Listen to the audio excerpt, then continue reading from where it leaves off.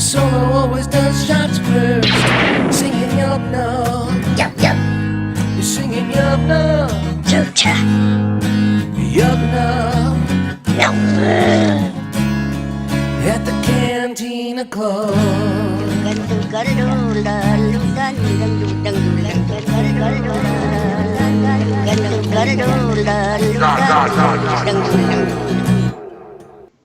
All these moments are great. So that was number Absolutely. That was number seven. Number 7. Gundark. Okay. We're So this is we're actually entering our last of our last top round for the part top one here. Okay, we're on to number 6, and for me, number 6 again, go back to the first Star Wars, long before it was A New Hope, the opening title, and crawl.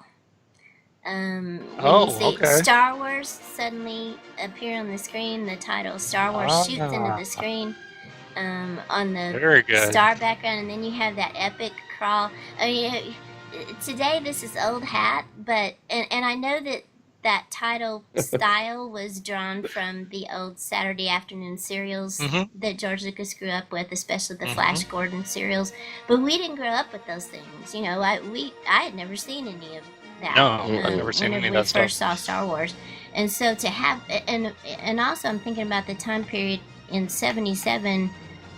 You were in the middle of a time of realistic filmmaking in the United States. You know, you had with all the filmmakers who were also involved with George Lucas, they were putting out more realistic films until you get Spielberg and Lucas. And to have a film that just from the opening titles broadcast that it's an epic hero story with that opening title is pretty unusual for the time period as it is. But then we hadn't seen titles like that on screen for years, for decades. Yeah, a couple of decades at least. We were totally unfamiliar with them as kids, so that it was brand new to us. Yeah, that title sequence is so cool. And then have the wonderful melodramatic language in the crawl as it goes up the screen. You know, so you know that you're gonna see this wonderful fantasy epic from the outset. And then of course you got to give tribute to John Williams' music that goes along with that. Absolutely. There's nothing like sitting in the theater. Star Wars. Yeah. I mean, I'll stick to this forever, but Star Wars would not exist as we know it today without John Williams. Yeah, and to have we've talked about this before about John Williams' decision about how to score this film using a kind of epic heroic style. Like the old style from the 1930s and 40s adventures, like the Errol Flynn adventure Swashbucklers and things like that. He went back to the old, like, Eric Korngold type musical scores. And the decision to do that was something that you would think might be scored in a futuristic style, you know, to go back to something that goes back to heroic roots. Again, broadcast what you're going to see on screen is something different than what was common for audiences in late '77, and just being able to see that again every time we go back to a Star Wars film, like even when we went back to Phantom Menace, a decade or more after the last Star Wars movie, and then going to see the new Star Wars movies. Every time you see that on the screen and you hear the music suddenly begin, there's one of those heart-pumping moments. Yeah. So many people have so much anticipation in that moment. Like, it's like a reset button. Yeah. If you don't know what's coming next, you just assume you're hopeful for a second. You hope it's going to be a great movie again, and you're all sharing that optimism for a second again. Star Wars has got magic to it, is what I always say. Absolutely. And shame on those people who try to make it like everything else. But anyway. I won't go there. Don't destroy the magic, okay? And I think about when we went to see Phantom Menace, I was sitting next to Greedo in the theater, and seeing that happen again after, a decade after not having a new Star Wars movie in the theater, it was just like, You felt like people in the theater were going to pass out. You could feel that energy around you, like it was so breathless in that moment with the silence right before. Oh, absolutely, yeah. In between, yeah. It's crazy. So that's my amazing. number 6. Okay. Yeah, That's my a great. number That's a 6. great moment. Excellent. Okay, my number 6 is The Empire Strikes Back. Okay. From The Empire Strikes Back again, and it's more of a scene again, but it's the arrival of the walkers, the Imperial Walkers. Nice. Okay. And this again goes back to my first viewing, like a lot of our moments are. And you were sitting next to me, brilliant traitor, and like Not the for traitor long. you are. Yeah, like the traitor you are. You bailed. We were on like the third row, I think. Was it Yeah, third we or were first? at the Park Theater. At Yep. the Park Theater in Memphis, which was this massive screen where you if you were sitting that close, you had to crane your head back and forth to see things happening on either side of the screen. And that moment when the snow hits R2's dome and he's looking up and the rebels are looking on their scopes and you know something just amazingly awesome is about to happen. And I love that moment. The walkers arrive. The entire walker battle from that point on, you can take any moment from it. It's all brilliant.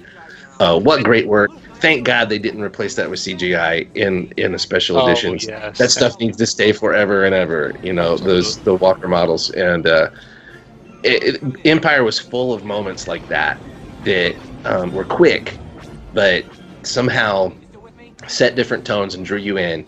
And that is why all this nonsense about there was a backlash against Empire, there wasn't, because that movie pulled you in and you were on board with wherever it was going. And it was good. It delivered. That set up a scene that delivered epically. It was an epic moment. And, you know, if you deliver in your movie, people will go along with you. So, Yeah. Walkers arrived at 6. And these movies, of course, occurred way before the age of the internet. We had no idea what to expect on this stuff.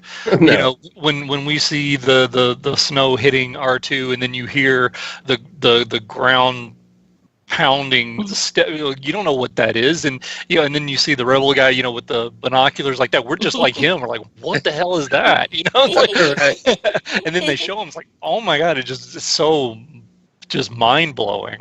It was so incredible. We didn't know what was coming. We had never seen those before until they first appeared on the screen. We've been set up by the scene of Vader saying, "Prepare your troops for a surface attack," and we had seen the might of the Imperial Navy, so we knew there was a good chance something really cool was coming. But it paid off, that whole setting of Hoth and everything, which was kind of just a very brief. You almost feel like it's a waste of time, the whole Hoth thing. But that's the whole point of it, and they set it up brilliantly. They paid it off with a great fight. It gave you that action scene in the beginning of the movie so that you could roll from there through the rest of the movie with the characters and development and the slower pace and things like that. They put the climactic battle at the beginning. Right. Absolutely. Excellent one. Okay, so moving on to round out this episode, my number 6 moment is Empire Strikes Back, from the exact same scene, in fact. But mine is towards the end of the battle, and there's that one shot, and the point of view is almost as though you're on the ground looking up, and you've got the 3 walker heads. Oh, yeah. And the music, the way it's swelling, and those heads turn like that is just, I'm literally getting goosebumps right now just thinking about that moment. That's just, what a perfect shot that was. The background, and I don't know how much of that was composite from that glacier they shot on and how much of it was just those paintings that you saw, or the miniatures with the paintings.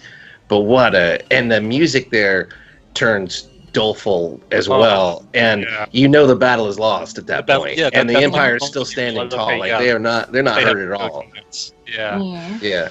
I'm sorry, I didn't mean to interrupt you, but what a great moment. And that's one of those moments that I remember, again, from the first moment I saw it, and to this day, every time I see it, I'm just talking about it, getting goosebumps. I'm not even watching it.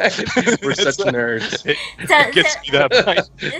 So you have 2 Well, there's moments. that. You have 2 moments with Imperial Walkers so far. Who, me? Yeah.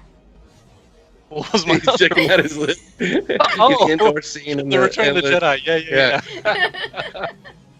I was thinking of Empire Strikes Back. If there had just been a walker stepping on an Ewok or a bunch of Ewoks, that would have been his number 1 moment. That would have been all time. You're the one. Wicket. You're the one, Corellian. I bow to your expertise, because you're the one taking this seriously enough to actually do diddle moments. Mine are more big epic scenes that I love, and you're taking it seriously and doing just the little split seconds. That's just how I approach it. That's all. Yeah, no, it's The little great. moments that mean the most to me. Have we duplicated anything so far? No, I I don't don't think think we have. No, I don't believe It's we crazy. have. That is really strange. We'll have to see if it holds true in part 2. So that anybody have anything else to add before we move on to close out this episode? I think that wraps I it don't up. think so. Okay. I want to go watch the movies now. Yeah, I know.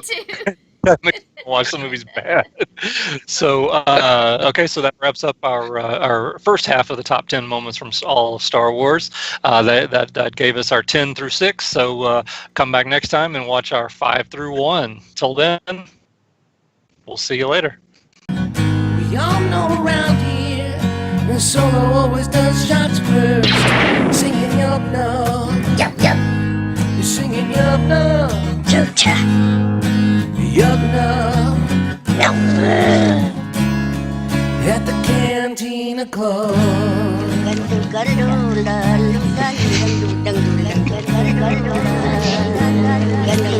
Yeah, I can make sure we're looking good still. Yeah.